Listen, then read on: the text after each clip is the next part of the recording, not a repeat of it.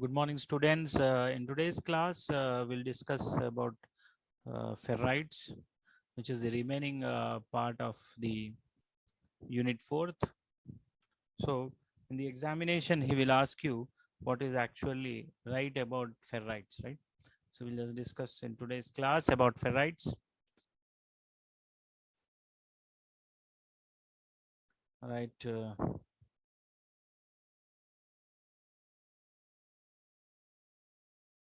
Yes, everybody just start, right? So, in the last class, we discussed about the what you can say the hysteresis, the Wies molecular theory. So, in today's class, he will ask you the question will be like this: write some properties or write short notes. Write short notes. Write short notes on ferrites. He will ask you the question in this particular fashion and write few applications of ferrites also. So here we'll just discuss the what are ferrites actually. So ferrites are nothing but they come under the category of antiferro. Depending upon the spin, right? These antiferro materials have been classified into uh, ferro material has been classified into antiferro and ferrite, ferrimagnetic material. In that aspect, we'll just discuss that actually ferrite is a ceramic material, right? Ferrite is a ceramic ceramic material,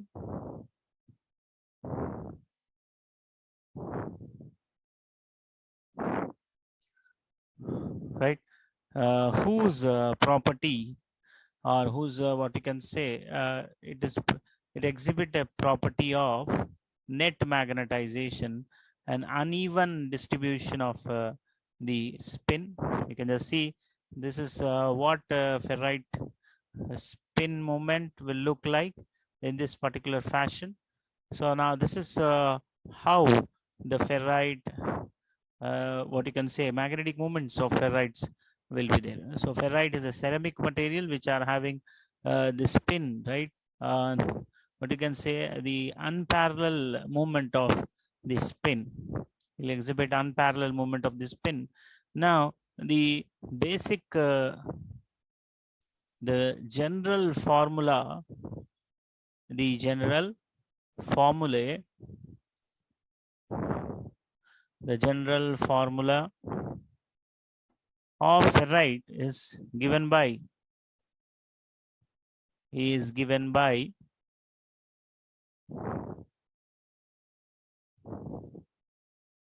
yeah is given by, so it contains actually two or more atoms. So therefore the general formula of ferrite is written as x, right? 2 plus, right? Fe 3 plus, Fe 3 plus, and you'll get O4, O suffix 4, right? So here the x value, maybe you find that the x term may be manganese or magnesium. So here x means here we can use either manganese or magnesium, right? So it actually looks like in this particular fashion. So this is what, see, we just started our today's topic with the writing write short notes on ferrite. So ferrite is a ceramic material which has a net magnetization, unparalleled spin. The general formula of ferrite is given by x2 plus Fe3 plus O4. Here where X is nothing but consists of two or more atoms. So here if a manganese or magnesium, any of one will be can be accommodated by this particular X value. Now, so when we just see the structure, see the structure, actually ferrite consists of A sites and B sites. So what is this A sites and B sites? We just see here. So you can just see this is what the schematic diagram of the structure of ferrite look like. Can you see? Okay. So it's like a cubic structure nearly. So here at the corners, you will find that the movement this is called A sites, right? These are what A sites, right? You just say this is what A, this exhibit A, right? So what are the A sites? I will just explain you. So these are what A sites which are there at the corners, and you'll find exactly at the end, exactly at the middle, you'll find the B sites. So what is this A sites and what is this B sites? So let us look into it very carefully. Now, this is actually exhibited by, so this is what the materials which are found to be having. So what you say, this is the schematic diagram. So what we can write is that the materials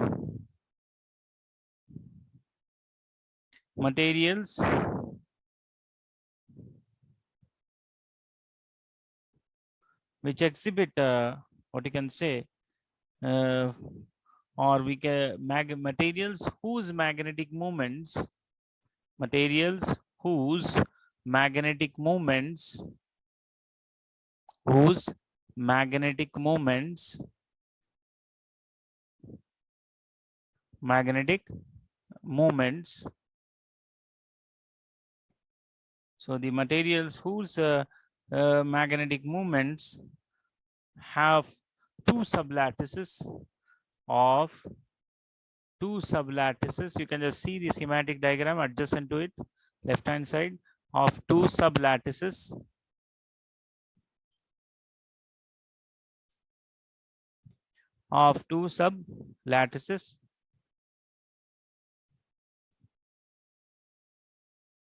right, uh, which are shown by A and B, which are shown in the diagram with A and B, right, which are not compensated, which are not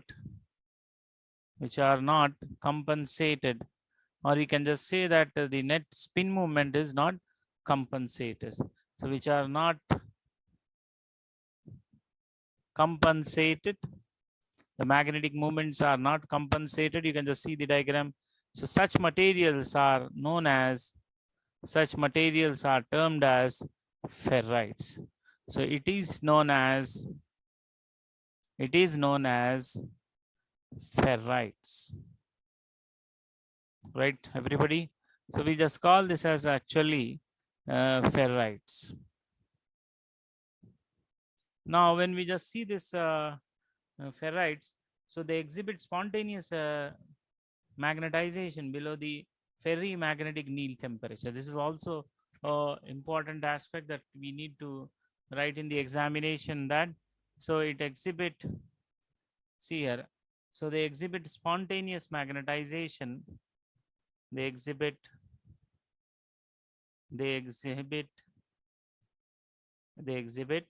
spontaneous magnetization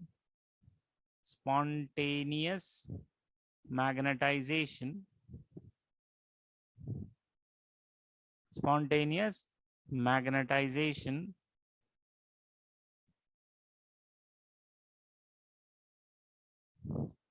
right. So they exhibit spontaneous magnetization below the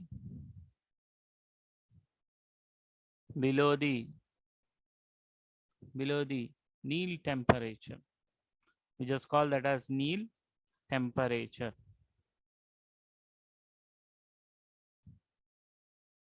So now you can just say that depending upon this classification of A and B, we can just say classification of A and B is nothing but A sites and B sites. So just now we have gone for the basic definition of ferrite, and what is a special character that is exhibited by ferrite is spontaneous magnetization below the Néel temperature. So where actually we are using this ferrites, right?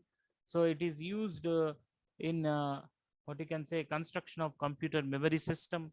The uses of ferrites in the examination, he may ask you in the separate section. He can ask you what are the different uses of ferrites. So they are used in memory devices, they are used in memory devices, right?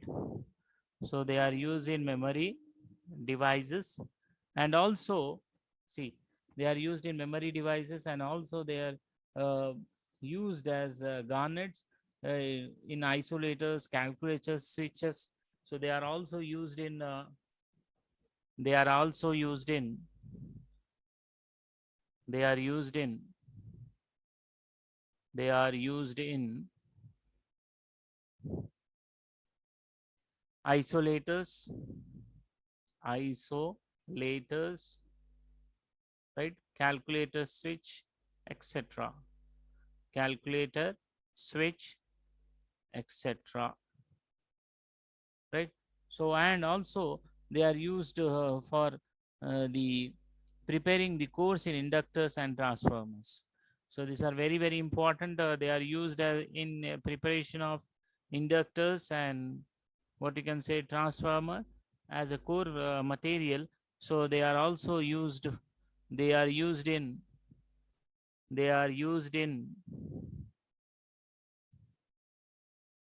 inductors and transformers, inductors and transformers as core materials.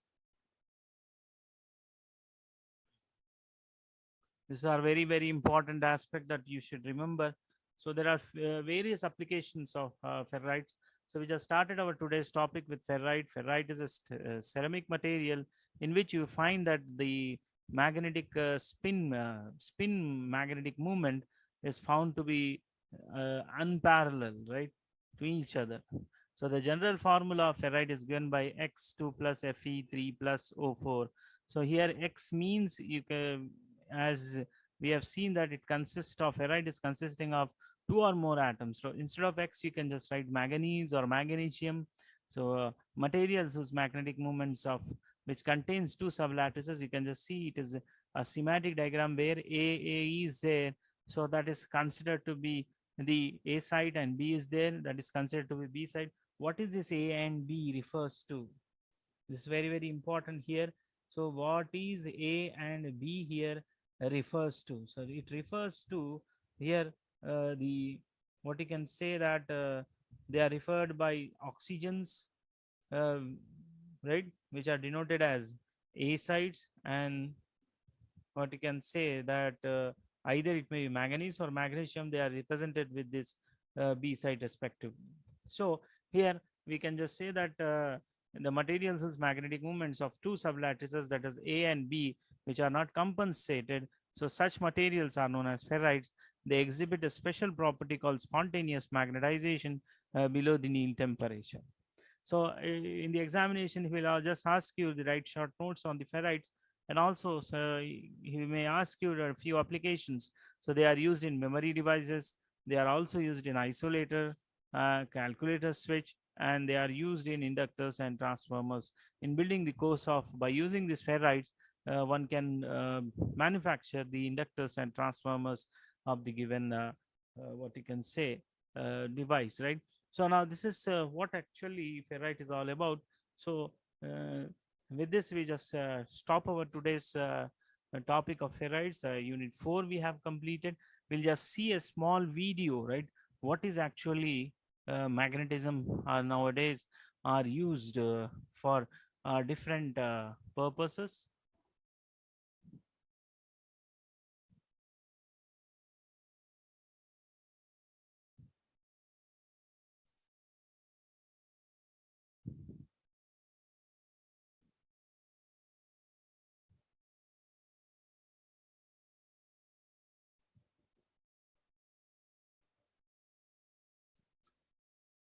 Sound on करा नहीं करा याद नहीं, sound share करा नहीं करा याद नहीं.